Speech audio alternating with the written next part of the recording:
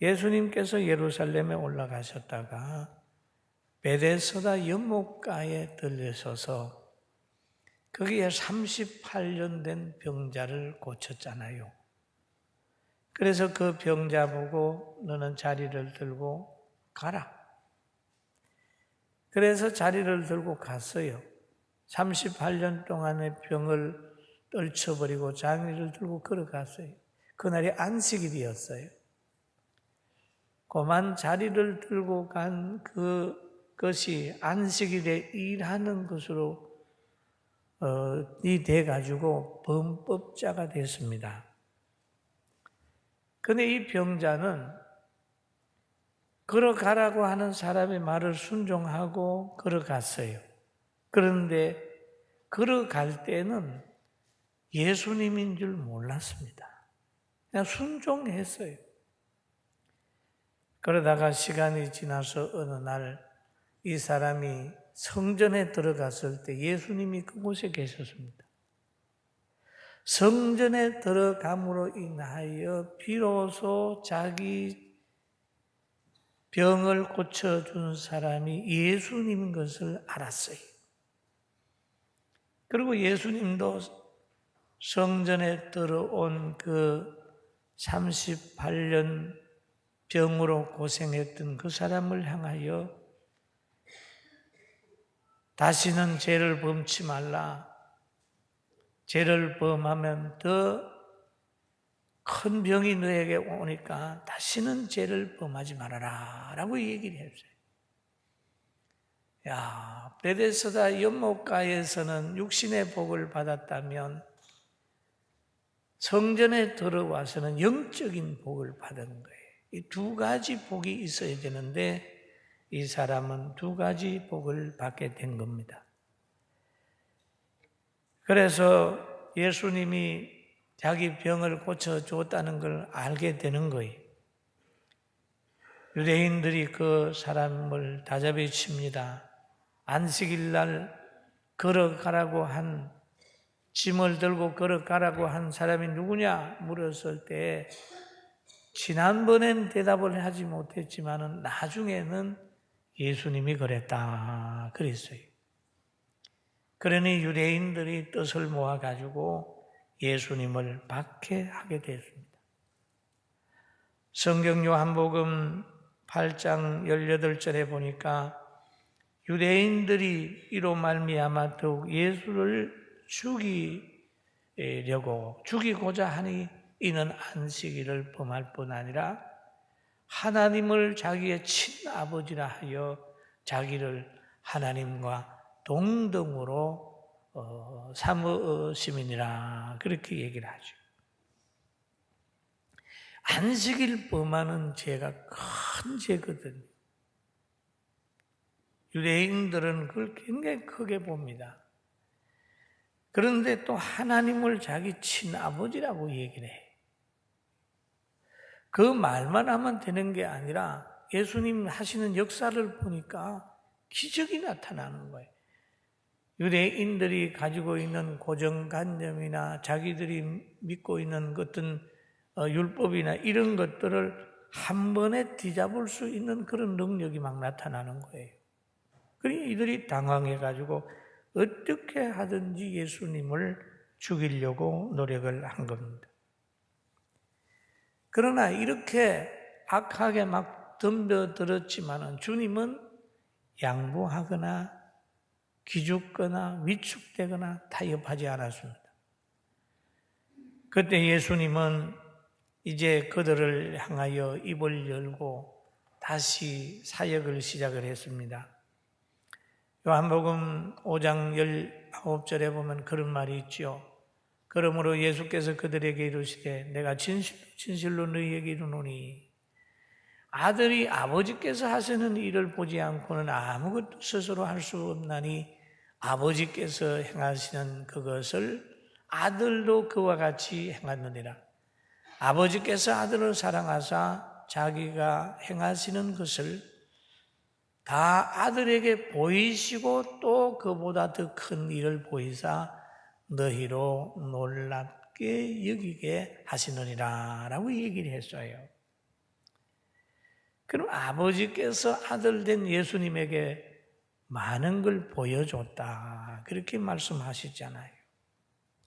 그럼 예수님이 오시기 전에, 이 땅에 오시기 전에 하나님과 함께 계셨을 때에 본 사건들이 많지요.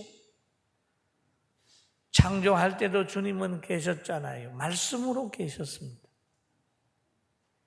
하나님의 창조의 사역을 보시고 노아 홍수를 보시고 출애굽 사건을 보시고 스넴 여인이 아이를 낳기도 하고 그의 아들이 죽었을 때 살려내는 것도 아시고 에스겔 골짜기에 마른 뼈들이 군대가 되게 하는 그 능력이 아버지께 있는 걸 주님이 보았어요. 그래 예수님 말씀하시기를 내가 보았다라고 하는 말씀을 하고 계십니다. 그러시면서 하신 말씀이 요한복음 5장 21절에 아버지께서 죽은 자들을 일으키심같이 아들도 자기 원하는 자들을 살리느니라 그렇게 말씀했어요. 그 아버지의 권능을 자기도 행할 수 있는데 자기가 행할 수 있는 것은 아버지께서 자기에게 그 능력을 주셨기 때문에 행할 수 있다. 그렇게 말씀하시면서 자기가 원하는 자들을 살린다. 그랬어요. 주님은 자기 마음에 드는 사람을 살려냈어요. 토기장이가 자기 마음대로 큰 그릇도 만들고 접시도 만들고 컵도 만들고 골동품도 만드는 것처럼 주님은 자기 마음대로 자기 마음에 드는 사람을 살리시기도 하시고 축복하시기도 하신다는 말씀을 여기에서 하고 계십니다. 그런데 하나님께서 예수님에게 맡긴 걸 보면 심판의 기능을 맡겼다. 우리 한번 요한복음 5장 22절 같이 한번 보실까요? 아버지께서 아무도 심판하지 아니하시고 심판을 다 아들에게 맡기셨으니 그랬어요. 여러분 초림의 예수님, 베들레헴에 오신 예수님은 부주로 오셨어요. 하나님의 어린 양으로 구원자로 오셨습니다. 그러나 이제 성천하신 예수님, 재림의 예수님은 심판주로 오시는 거예요. 양과 염소를 가르고 악인과 선인을 분별하고 심판하시는 예수님으로 오십니다. 그런데 초림의 예수님 또 가끔은 심판의 기능을 하셨습니다. 마귀를 멸하기도 하고 때로는 자연계에서 잎과 열매가 조화를 이루지 못하는 나무를 향해서 주님이 한마디 책망을 해버렸더니 그 나무가 죽어버렸습니다. 이건 하나의 심판의 기능이에요. 마태복음 21장 19절 같이 봅니다. 길가에서 한 무화과 나무를 보시고 거리로 가사 잎사귀 밖에 아무것도 찾지 못하시고 나무에게 이르시되 이제부터 영원토록 너가 열매를 맺지 못하리라 하시니 무화과 나무가 곧 마른지라 그랬습니다. 다른 성경에 보면 때가 아니라 라는 말이 있어요. 그러나 주님 판단할 때 이 정도의 잎이고 이 정도 무성하면 열매가 있어야 된다고 생각을 하신 거예요. 그런데 열매가 없어버렸어요. 그러니까 주님이 한마디 하니까 고만 무화과 나무가 말라버리고 말았습니다. 바로 예수님의 말씀 한마디 한마디는 나무도 살리고 사람도 살려내고 환경을 변화시킬 수 있는 권세가 있는 것입니다. 또 하나님은 예수 그리스도를 보내시면서 공경하기를 원했다는 거죠.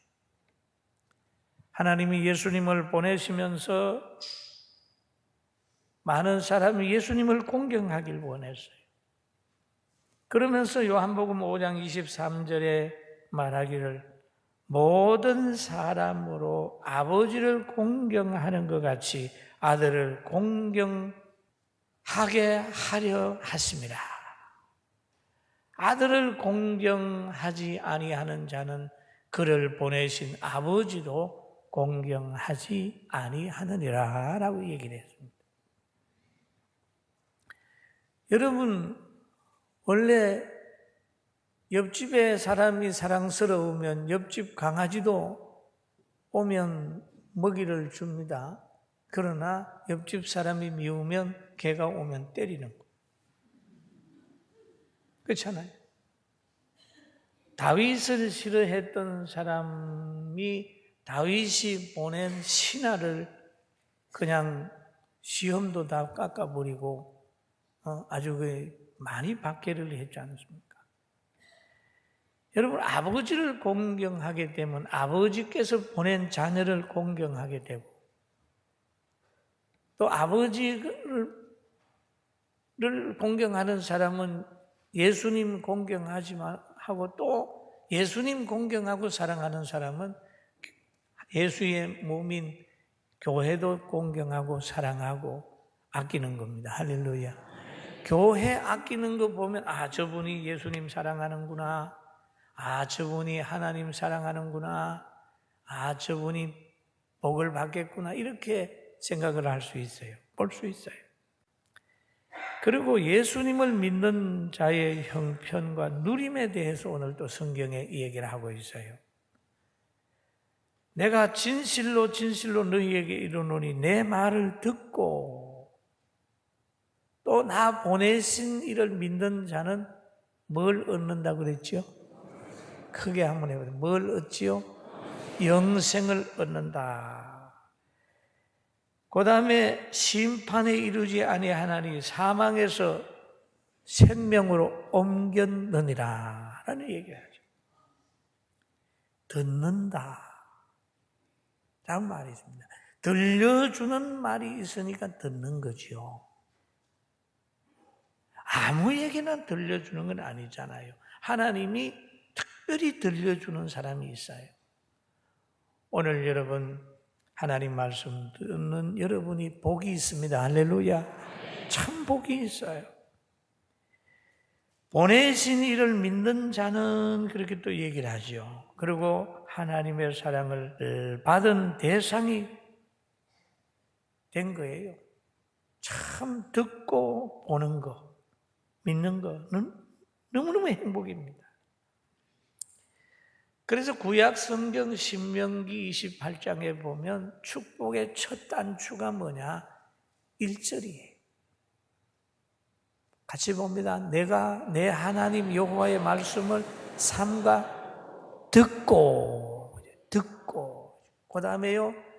내가 오늘날 내게 명하는 그 모든 명령을 지켜 행하면 내 하나님 여호와께서 너를 세계 모든 민족 위에 뛰어나게 하실 것이라. 아멘. 믿습니까? 믿습니까? 뛰어나게 하는 것은 스스로 높아지려고 해서 되는 건 아니고 하나님 잘 섬기고 가다가 보면 다른 사람이 이렇게 올려놓을 때가 와요. 왜냐하면 하나님이 그 사람을 시켜서 저 사람 올려라 그럴 수 있습니다. 모르드게가 하만에 의해서 어려움을 당하게 될 때 하나님께서 왕에게 큰 변화를 줘서 모르드게의 과거를 살피게 하고 모르드게의 장점을 발견하게 해가지고 모르드게를 딱 높여서 그 나라에서 제일 존귀한 자로 소개한 사건도 있잖아요. 할렐루야. 하나님이 높여놔야 되는 거예요. 여러분, 잘 들어야 잘 행할 수가 있고 잘 행해야 좋은 열매가 기대가 됩니다.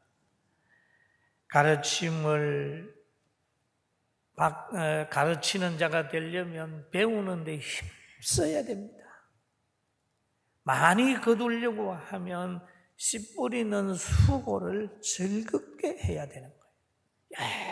열심히 해야 돼. 그리고 듣는 귀를 주신 하나님께 영광을 돌리는 거예요. 그리고 또 듣고 난 후에 성령의 역사로 믿음이 생겨나게 되는 겁니다.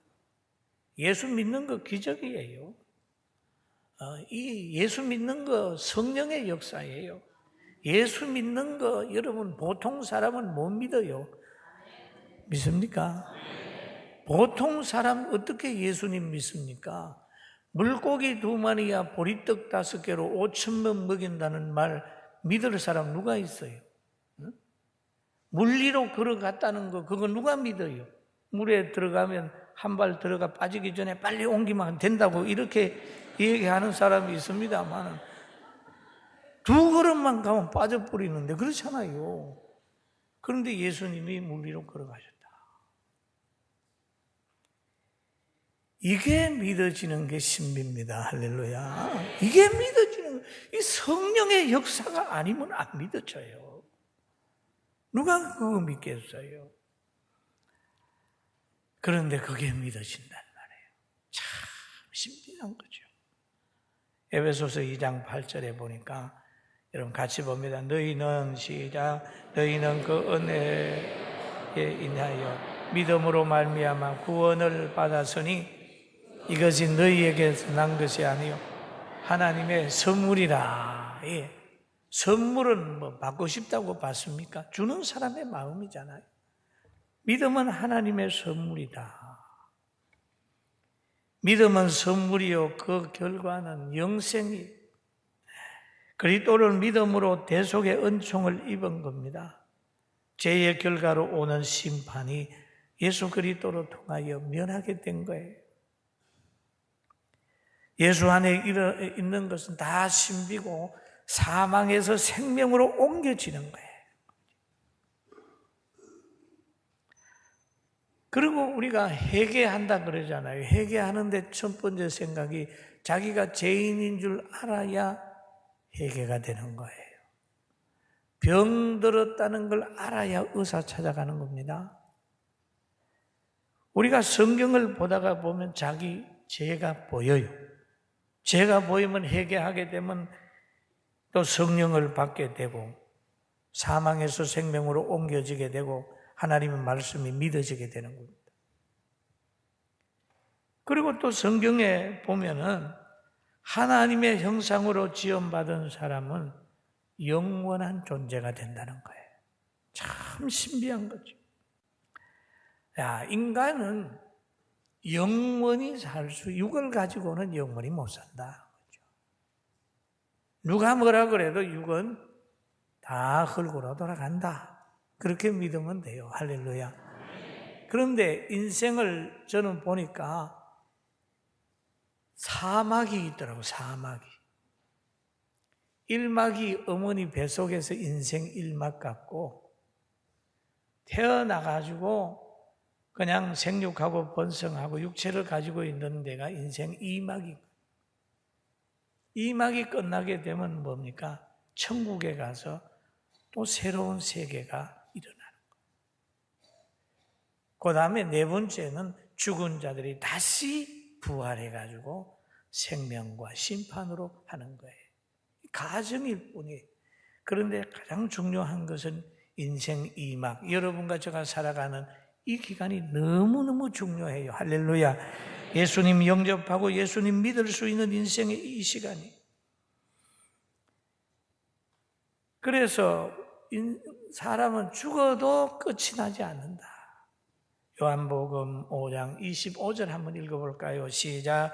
진실로 진실로 너희에게 죽은 자들이 하나님의 음성을 들을 때가 오나니 곧 이때라.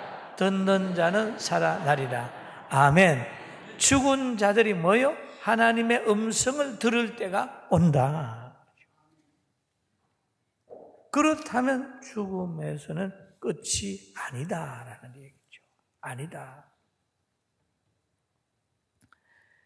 죽은 자들이 하나님의 음성을 들을 때가 온다 라고 얘기를 하죠.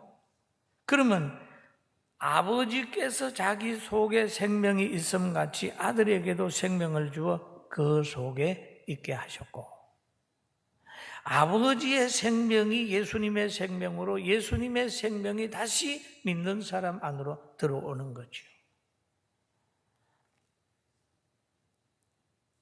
그래서 성경은 이렇게 얘기를 하지요. 또 인자됨으로 말미암아 심판하는 권한을 주셨느니라. 이를 놀랍게 여기지 말라. 무덤 속에 있는 자가 그의 음성을 들을 때가 오나니. 무덤 속에, 공동묘지에 있는 사람들 또 그의 음성을 듣는다. 그러면 여기에 인간은 무덤에서도 영원한 피난처가 아니다. 자살하면 그 고통을 피할 줄로 알지만 더 고통스러운 곳으로 간다. 왜? 자기를 죽인 살인죄. 자살도 병이긴 합니다만은 인위적으로 의지를 이용해서 자살하는 것은 안 되죠. 안 되잖아요. 여기에 보면 피할 곳이 없다, 인생은. 죽음, 무덤 안에 있어도 하나님께서 말씀할 때가 온단 말이에요. 여러분, 죽을 용기가 있으면 회개할 용기로 바꿉시다. 한번 따라. 죽을 용기가 있으면 회개하는 용기로 바꾸자. 믿습니까? 예. 죽을 용기 있는 사람 대단한 사람이에요. 회개하는 거예요. 숨기려고 하지 마라. 다 하나님은 알고 계신다. 그런데 29절에 보면은 선한 일을 행하는 자는 뭐라고 그랬죠? 생명의 부활로, 악한 일을 행하는 자는 심판의 부활로 나오리라. 끝이 아니잖아요. 다시 부활로 나온다.